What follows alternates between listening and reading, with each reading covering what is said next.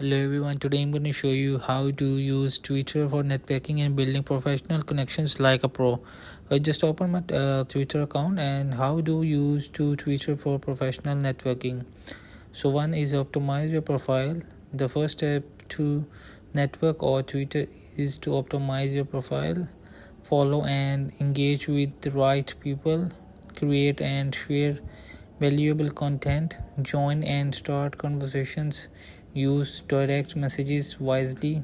Track and measure your results. And here what else. So you will just follow the audience on there and share the content your audience want to hear in your brand voice. Twitter strives on keywords and only post what is relevant. Use search featuring to understand your client.